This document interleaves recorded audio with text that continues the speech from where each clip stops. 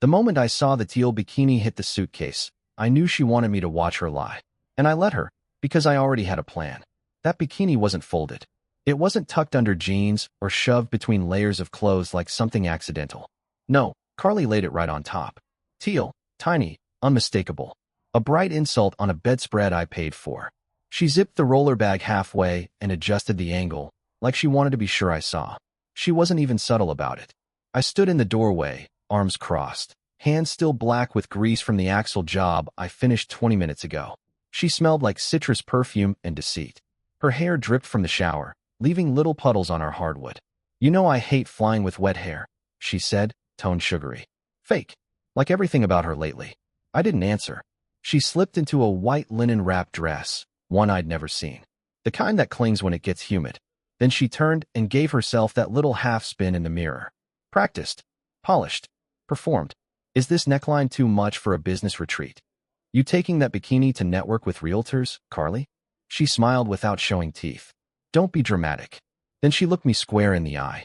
Dead calm. This trip is happening, whether you support it or not. My chest didn't rise. My jaw didn't move. Then catch your flight. My name is Clint Brewer. Diesel mechanic. 39. Eastbrook, Oregon. I don't own loafers or ties. I don't drink cocktails or talk about margins. I fix engines. With my hands. With the same tools my father handed down in a rusted toolbox that lives in my garage. My Carhartt jacket is torn at the cuffs. My boots are older than my neighbor's car. My phone screen is cracked and buzzes for no good reason. But I used to have something good. Carly. Back when she wore my flannel shirts and made banana bread in the fall. When she looked at me like I was the whole picture, not just a background blur. Now she hides her texts. Takes calls in the garage. Goes to yoga twice a week and comes back smelling like cologne that isn't mine. Her routines changed first, then her voice, then her eyes. It's the order things go when someone's leaving you without ever saying the words. 3 nights ago, I heard her laugh at her phone. A kind of laugh I hadn't heard in years. Sharp, unguarded, free. I stood just outside the laundry room door. She didn't hear me. Didn't know I watched her tilt her head and smile into the screen. You always knew how to get to me, she whispered, then bit her lip. She used to bite her lip like that after telling me she loved me. Now she did it for someone else. And then she told me about the trip. Casual. Like she was mentioning a dentist appointment. She leaned on the counter, flipping through mail I never got to see anymore, and said, "Colin's organizing a little industry retreat. Some of the top agents from the coast. It's by invitation only, Clint. You're going away with your ex-fiancé? It's work.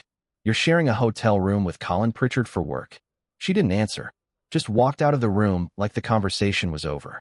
Like it was beneath her to explain. Colin Pritchard. He's exactly what you think. Tall. Polished. Wealthy. One of those grin-with-your-eyes types that women mistake for deep. Drives a car with a logo I had to Google. Probably pays someone to clean it weekly. Always looks 10 minutes out from a GQ photo shoot. He used to be a story Carly would mock. He was too clingy, she'd say. Didn't know how to be real. But now she was packing bikinis to drink with him by the ocean. She came home glowing after they reconnected. It's harmless, she said. He's just part of the network now. Then it became lunch. Then it became texting. Then came the lock screen on her phone. Then came me sleeping next to someone I no longer knew. Friday morning, 7:40 a.m. She wore new sunglasses. Packed light. Talked loud on her phone the whole way there, pretending I wasn't beside her. Something about beach traffic and arrival times. She didn't say my name once. At the curb, she popped the door before we stopped moving. "Don't forget to feed the cat," she said, reaching for the handle. Pixie. Our cat. The only thing left she still treated kindly. I watched her grab her suitcase. Watched her heels scuff against the pavement. Watched her vanish into the crowd like she never belonged to me at all. I didn't follow. Instead, I drove straight to Trevor Beckett's trailer. Parked behind Whitman's bait shop. Old friend. Owed me a favor. Need cameras. Room audio. Full coverage. Target. My wife. He didn't flinch. Just opened the case. We'd done worse as teenagers. The night before the trip, I told Carly I was dropping off flowers to her hotel suite. Said it was a peace offering. Said I wanted her to remember someone still loved her. She barely looked up from her laptop. Fine. Nothing with lilies. They give me a headache. Trevor and I gutted the vase. Hid the pinhole cam. Ran a directional mic through the pedals. Activated the transmitter. Hooked the whole thing to a mobile server. I ran a test stream from my workbench. Crisp. Clean. Ready. I waited. 7:46 p.m. I watched from my garage. Laptop propped on the bench. Oil stains under my boots. I'd cleaned my hands twice, but the smell never leaves. Carly entered the suite with Colin, laughing, hair pinned, shoulders bare. She wore the dress she hadn't packed in front of me. She kissed him. They poured wine. She said, "This feels just like Costa Rica." Then she said, "Clint stopped being my person years ago." I clicked record, saved the file, named it Carly Truth 1. I didn't move for a long time, just stared at the screen until the camera shut itself off from inactivity. I made coffee, fed Pixie, cleaned the dishes. Everything slow, mechanical. Then I packed a manila folder with our joint bank documents, dropped the USB drive into a padded envelope, wrote in black ink, "Do not open unless you lie again." Left it on her vanity, right under her curling wand. Packed my duffel, 2 flannels, 1 pair of boots, Dad's lighter, my wallet. Walked through the house once. No goodbye notes. No trace. Just silence and wood polish. Locked the door. Dropped the keys on the counter. And drove. No music. Just the hum of the engine and the wind pushing against old seals. She wasn't going to find me when she got back. Because I was done listening to lies. Because whatever love was left had been killed by a teal bikini and the silence it tried to scream through. Leaving wasn't the hard part. Staying gone? That's where the weight settles. I was 3 hours out of Eastbrook before I even checked my rear view. Not for traffic. Just curiosity. Like maybe I'd catch a glimpse of my old life chasing me down the road, arms flailing, begging me to come back. Nothing did. I didn't have a destination. Just a need. To not be there when Carly walked through our front door and realized the man she thought would always stay silent had packed up everything but the guilt she handed him and walked. I hit Route 12, took a left at a gas station where the canopy lights flickered like a dying pulse. Bought a coffee that tasted like burnt plastic and an egg sandwich that might have been older than my truck. The girl behind the counter had purple hair and eyes that looked like she didn't care whether the world ended tomorrow. She said, "You look like hell." "Been worse," I replied. She nodded like that was good enough. I pulled into a roadside motel an hour before sunrise. It was the kind of place that smelled like mildew and smoked secrets. The carpet was sticky. The sheets too clean for a place that ragged. My boots left prints in the dust on the sill. I slept in my clothes. Not because I was tired. Because I didn't know what else to do. When I woke, the flower vase from Carly's hotel room was still warm on the screen of my laptop. The stream had cut sometime after midnight, but the last frame showed them curled together, her head on his chest, like they were in the middle of a dream I'd never been invited to. I didn't watch it again. Didn't need to. Instead, I opened a new folder. Named it Evidence 2, and got to work. By Tuesday, she still hadn't called. I wasn't surprised. Carly was a master at rewriting reality. She wouldn't panic until she was home, standing in an empty house that no longer bent to her moods. Until then, she'd tell herself stories. That I was sulking. That I'd cool off. That I'd be waiting. She always expected me to wait. That night, I stayed in a small town called Summit Ridge. Rented a room above a diner. Paid in cash. Told the guy at the desk my name was Dale. He didn't ask for ID. Just gave me a key with a piece of duct tape over the number and said, "Don't flush anything weird." The diner downstairs served me loaf that could stop your heart and coffee that made your teeth itch. The waitress, Helen, had been working there 37 years and carried a tired kindness that almost cracked me. "You running from something, or toward it?" she asked as she filled my mug. I looked out the window, watched a dog chase leaves like it thought they were alive. "Little of both," I said. "Aren't we all?" she replied. Wednesday morning, I got the first text. Not a call, not an apology, not even a question. Just 3 words. "Where are you?" I stared at it until the screen dimmed. Then I turned the phone off, because I wasn't ready to answer, and I knew she wasn't ready to hear it. Thursday, I found a storage unit out in Albany. Big place. Cold as regret. The manager wore flannel and didn't smile once. I rented a unit in the far back, away from cameras. Paid up front for 6 months.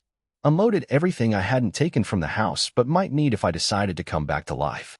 I kept one thing in the glove box. The USB. Still sealed. Still labeled. Still waiting.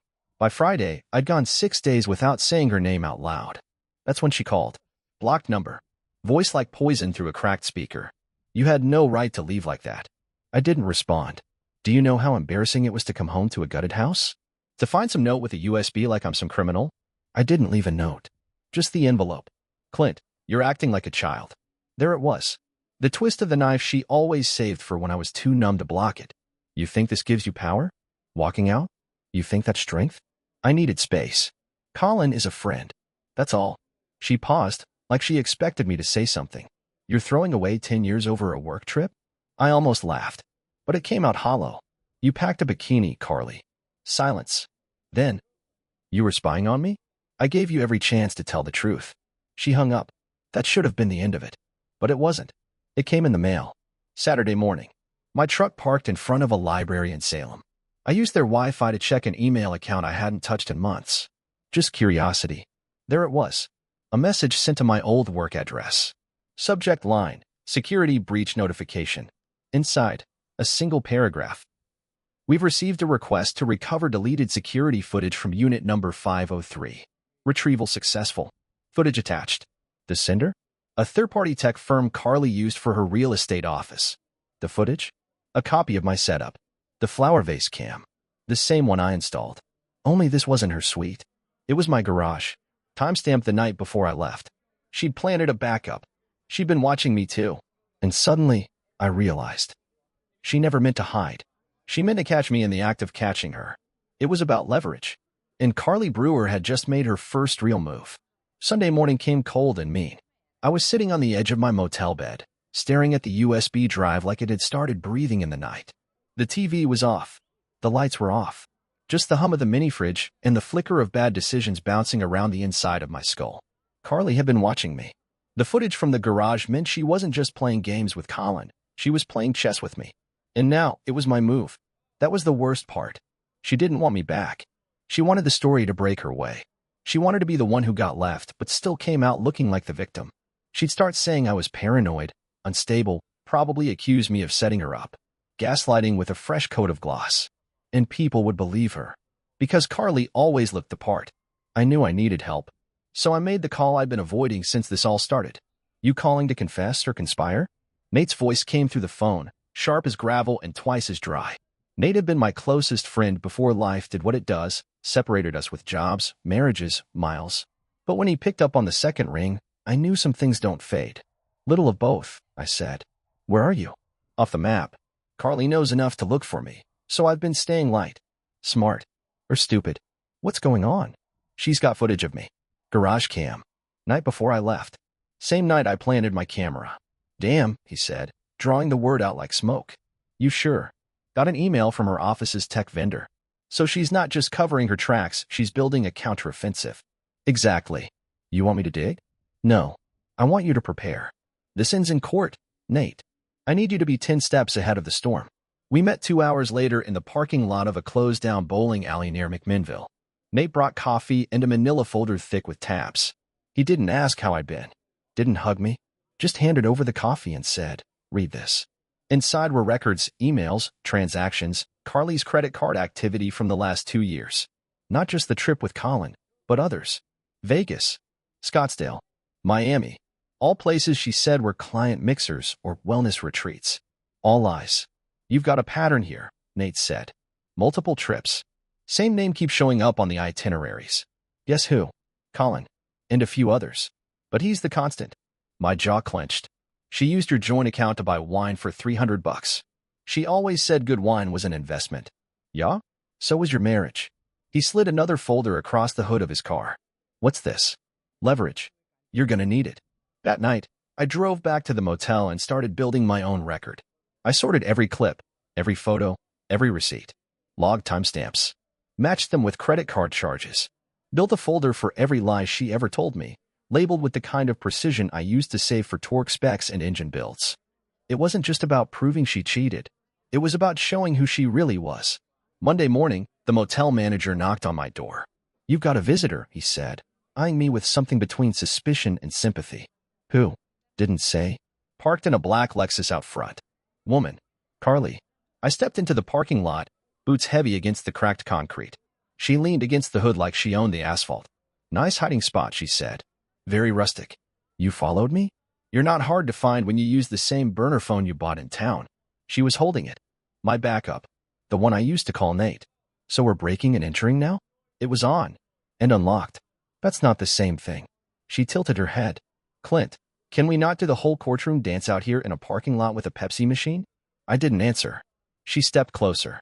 Same perfume. Same look she used when she wanted to get her way without asking. We're not good at war, you and me. Let's be honest. We're too boring. You think this is boring? She shrugged. I think we could both burn everything down and still wind up picking through the same ashes. So what if we just stopped lighting matches? You already lit the fire, Carly, and you poured gas on it. She looked tired. Not sorry. Just tired. I know I crossed lines. I know you did too. Maybe we both deserve a little blame. You think this is about blame? I think it's about control. And you're not good at losing it. That did it. I stepped forward, calm but sharp. You had me watched, Carly. You filmed me in my own home. You stole from our savings. You used our marriage like a stage and called it love. You don't get to pretend this was some mutual drift. She looked away, bit her lip. The same move she used when she lied. You're not going to win this, she whispered. I'm not playing to win. I'm playing to end it. That night, I drove to Nate's. Slept on his couch. The air smelled like old leather and black coffee. In the morning, we filed paperwork. Divorce. With evidence. With timestamps. With everything she thought I wouldn't be smart enough to keep. And as I signed the last page, I felt something crack, not like a bone, but like an old floorboard finally splitting under its own weight. The quiet after filing those divorce papers wasn't peace. It was just the absence of noise. I stayed at Nate's place longer than I planned. His spare room smelled like cedar and laundry powder, and the radio in his kitchen only played old blues from a dusty AM band. There were moments I caught myself relaxing. Then I'd remember. This wasn't rest. It was survival. Carly hadn't said a word since our parking lot standoff. Not a text. Not a call. Not a veiled email. I thought maybe she finally got it. Maybe she knew I was out of her game. But then she came back. It was a Tuesday. I remember because the sun was coming in from the side kitchen window, casting long stripes across Nate's table. I just poured myself some coffee. Real coffee. Not motel sludge. I was sitting in my sweatpants, bare feet on cold tile, thinking maybe I'd finally get a day without her shadow. Knock on the door. Not heavy. Not rushed. Casual. I opened it without checking. Big mistake. There she was. Carly. Hair tied up. Oversized sunglasses. Designer bag slung loose over one shoulder. And in her other hand? 2 cups from Timo's Cafe. Timo's was our spot. Back in the days when we actually shared a life. She always ordered the same thing, almond milk latte with 1 pump of vanilla. She handed me the other cup like nothing happened. Didn't know how you took it anymore. So I guessed. Why are you here, Carly? To talk. I looked down at the cup. It's just coffee, Clint. Not a wiretap. I stepped back. She walked in like she still lived there. You're staying here now? With Nate? That's none of your business. Everything about you is my business until the court says otherwise. She set her cup on the counter. Walked around the kitchen like she was taking inventory. Like she was inspecting damage. This place smells like old socks and bachelor pride. Leave. No. She grabbed her cup, turned fast, and in one quick, practiced motion. She flung the lid off and threw the entire cup of boiling water across my chest. I stumbled back, the heat tearing through the cotton like it wasn't even there. What the hell is wrong with you? Her voice cut through me. You sloppy-tongued idiot. You told people. You told Nate. You told your mechanic buddies. You think I wouldn't find out? You think I'm stupid? I pulled my shirt off, red blotches rising on my chest, skin throbbing. You're insane. I'm precise. You just can't keep your mouth shut. You assaulted me, Carly. No. I reminded you. Actions have consequences. I stepped forward. Not to hit her. Never that. But to block her from moving further. You need to leave. Right now. Or what? You'll record me again? You'll build another case? She shoved me hard. I caught the edge of the counter with my hip and steadied myself. Nate's dog started barking from the back room. She didn't flinch. I'm not scared of you, Clint. You've always been soft. Always needed someone else to fight your battles. No, Carly. I just stopped fighting yours. That stopped her. Just for a second. Then she picked up the second cup, the one she brought for me, and threw it against the wall. It shattered, coffee dripping down plaster like spilled blood. She stood there, chest heaving, hands shaking. Then she smiled. You should take pictures of that burn. Make sure the court sees how fragile you really are. I didn't answer. Just picked up my phone and dialed.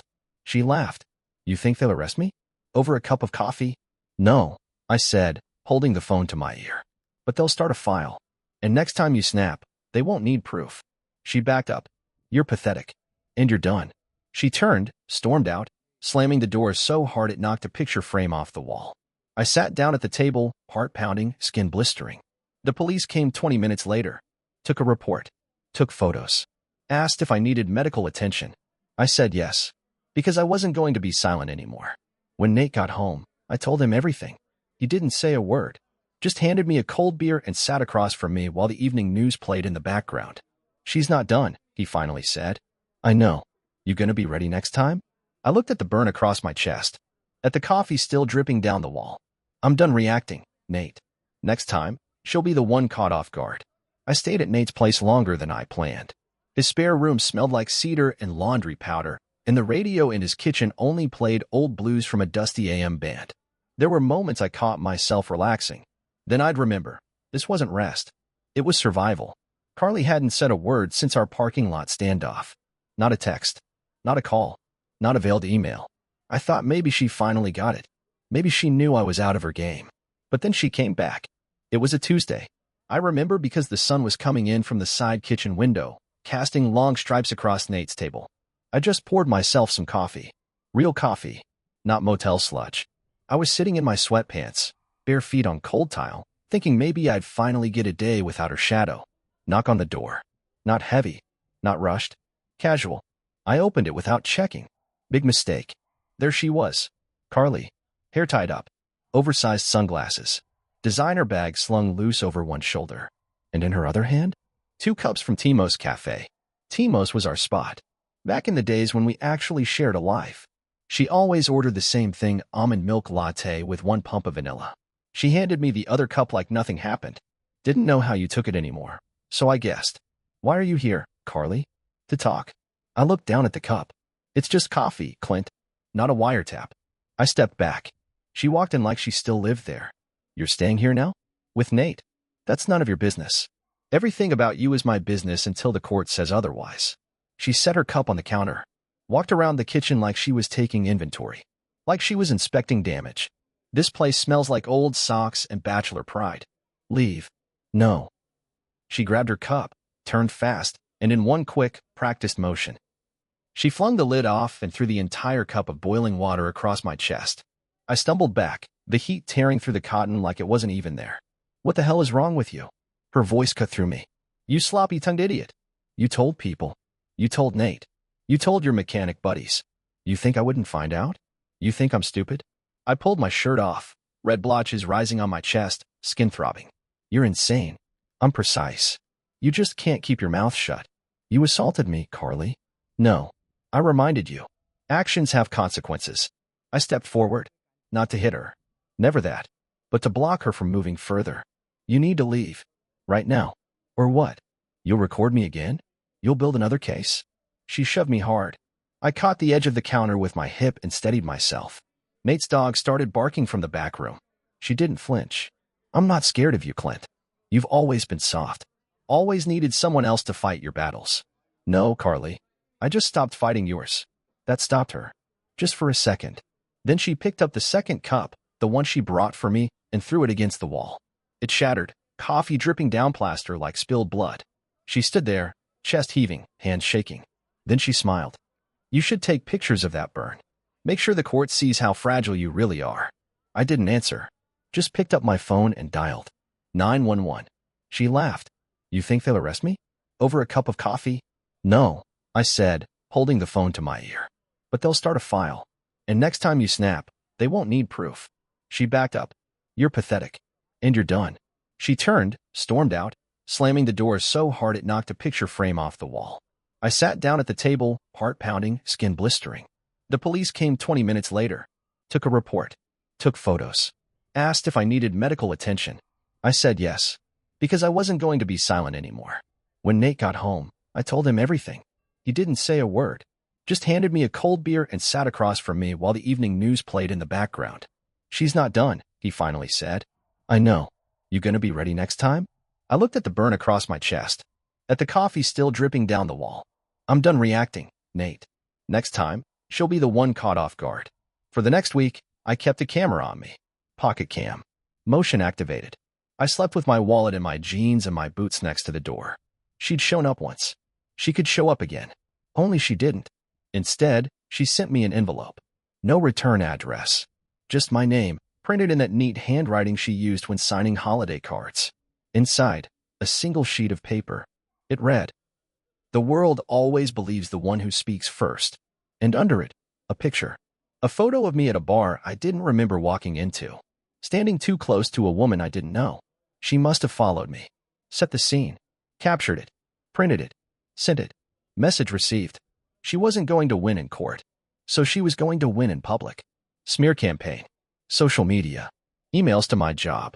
She'd make me look like the one who snapped. The one who broke. The liar. The cheat. But I'd seen the real her. And I'd saved everything. So I called Nate. "I want to escalate." "What do you mean?" "I mean no more defense. I'm ready to go on offense." We met at a diner that night. Same one we used to stop at during high school football road trips. We sat at the booth near the back. The one with initials carved into the wood. "You're sure about this?" he asked. "Dead sure. You know, once we do this, there's no walking it back." "I don't want to walk it back. I want to walk through it. All the way through." And so we did. We filed an injunction for harassment. Presented the video from Nate's house. The hospital report. The threats. The tracking. The email logs. I even gave them the picture she mailed. Told them where I thought she took it from. Security footage from the bar confirmed it. She was in the back booth. Watching. No texts. No voicemails. No new games. Just silence. And that silence was a bigger warning than anything Carly had ever screamed. Nate and I kept eyes on everything. We monitored her public social feeds, watched for new credit activity, even set up alerts in case she tried anything that involved my name or the divorce case. It was like prepping for a hurricane. Calm, warm air before everything tears loose. But days went by. Then a week. Still nothing. Until Thursday morning. I was grabbing breakfast at a local diner when Nate slid into the booth across from me. Didn't order. Just dropped a printed photo onto my plate beside my eggs. This was taken yesterday. Posted to her Insta story. Then deleted. I looked. Carly. Grinning beside Colin. Champagne. Big real estate event banner behind them. Location tag. River Point Country Club. High-end. The caption had read, "New chapter. Clean slate. Power couple status." I pushed the plate away. She's rewriting it all. And she's getting bold about it. I stared at the photo. At her hand on his chest. The ring gone. Her lipstick too red. Her smile too wide. "I want to hit her where she lives, Nate." He raised an eyebrow. "Not physically. Not dangerously. But you want her to feel it. Every inch of it." He leaned back, arms crossed. "What did you have in mind?" I didn't answer. Not right away. Because the idea was already there. Dark. Petty. Personal. I had an old contact. Back when I used to do under-the-table repairs for farm haulers. A guy named Bruce. Ran septic trucks for a cluster of dairies out east. They called him the Tank Man. It took one call. One favor. 1 hour. By sunset, I was behind the wheel of a truck that carried close to 2,000 gallons of liquefied livestock waste. It stank so bad it clung to your teeth. But I'd driven worse. And this ride had a purpose. We rolled up to Carly's fancy condo complex at 3:14 a.m. Security was light. The gate was open for paving contractors. We slipped in behind a landscaping van. Her Lexus? Still parked in the spot closest to the main walkway. Clean. White. Pretentious. I backed the tank up slowly. Nate watched for movement. I popped the valve. Released the pressure. And in one slow, glorious cascade, I filled the inside of her car. Seats. Dashboard. Cup holders. Then I dipped a paintbrush into the same mess and scrawled 5 simple words across the driver's side door. For my dear wife, cheater. We left without a word. The next morning, it went viral. Some teenager posted a video of it. Hashtagged it. #SewerJustice. Carly's complex manager called the city. She tried to blame it on vandalism. But the footage from the parking lot entrance showed me plain as day. She filed a report. My lawyer called me that afternoon. "You just tanked your credibility," he said. No pun intended. She made me out to be weak. "This won't help." "I don't care." He sighed. "Then brace for what's next. Because she's gonna swing back harder." And she did. 2 days later, I got served. Civil suit. Defamation. Destruction of property. Emotional distress. And in the paperwork, a new twist. Carly was filing for sole ownership of our joint real estate firm. A company I'd put in years of sweat equity building from the foundation up. She was trying to erase me from every angle. I showed Nate the documents. He sat back and whistled. "She's playing long game now. Then we play longer. You ready to drag this through the mud?" I looked out the window. Already did. Now we go deeper.